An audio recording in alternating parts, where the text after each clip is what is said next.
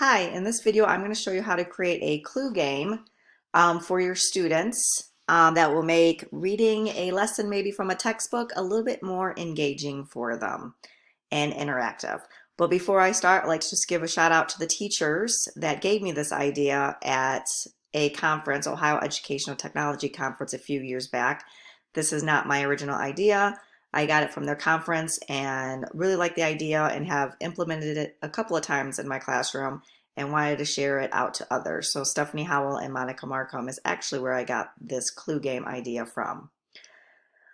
But like I said, it's a fun way that you can use maybe a reading from a textbook or another reading to make it more engaging. And basically the kids are trying to figure out, usually I do a theme where a candy, like my candy was stolen, and they have to figure out who stole it, maybe when they stole it, and the location of where the candy's at. So step one is you want to choose what you want them to read. And like I said, I usually do something from our textbook. And then step two is I go ahead and I develop some multiple choice questions. And with our textbook, usually there's already some multiple choice questions developed that I use, but sometimes I have to make up my own if there's not enough questions for me to use. And to keep it organized, I create a doc. So this is my little cheat sheet to make sure I'm not messing up anything as I create the game. I have all my questions here and then the multiple choices, and I bold the correct one. And then over here is how I keep track of who's going to get eliminated. So as they're doing the questions. So if the question is D, then they know here they're going to be eliminating Mr. Herman. So this is how I just keep it organized to make sure that I'm setting it up correctly. And believe me, the first period class that I usually give this to might find some mistakes, and then I will have it all fixed for the rest of the classes. So that is step one, is to develop your questions.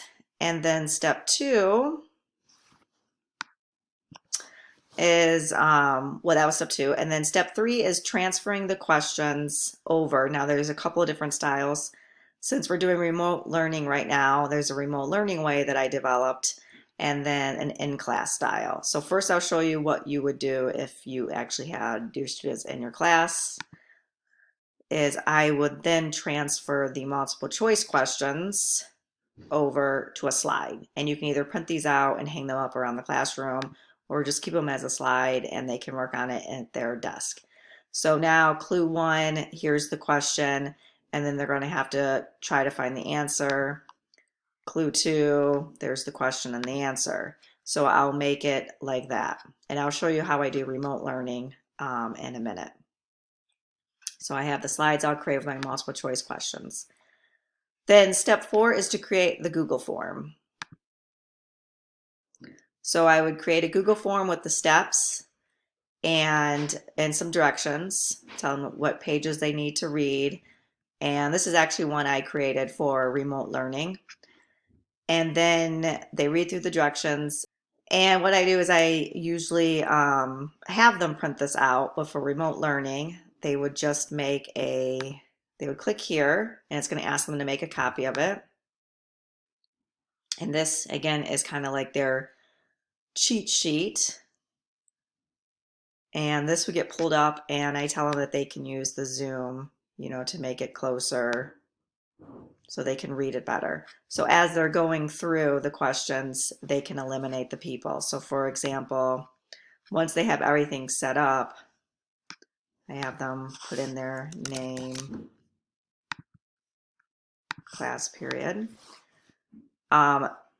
They go through this Google form. Now for remote learning, what I did, and you could probably do this in the classroom too, is instead of having them toggle back and forth between slides and the form, I just I downloaded these as JPEGs, and then I uploaded them into the form so they didn't have to toggle back and forth. But here's the first question, and they would have to answer the question, use the textbook after the reading to help them. And let's say they thought the answer was D. It says the candy is not in Mr. Rocco's track bag that is stuffed with track equipment. So then they would go back to the cheat sheet and they would take the X and they would drag it over and they would cross off Mr. Rocco. So hopefully they have the question right. And then they would go to clue number 2 and read the question. And if they think the question is B, they would click on B, and it says it is not Mr. Akuma. So they would come over here, take an X, and they would drag it over to Mr. Akuma. So at the very end, then they would have who did it, where it's located, and when they stole it, as long as they have all the questions answered correctly. And then usually for in class, I would just have this printed out for them and they could have a hard copy. So that would be what I would do if it's in class. This is what I do since it's remote learning and they're on the computer and it's easy for them to drag things over. So that is the idea of the clue game. I think the students enjoy doing it. It's a different way to get them to read some text and to go back through. And then at the very end, if they didn't get the right people, then they know they have to go back and double check their answers. And you can either have them do it in groups or by themselves, however you like to organize that. So hopefully, and after they answer all the questions, if they hit next, then that's when they choose their people too. Forgot to mention.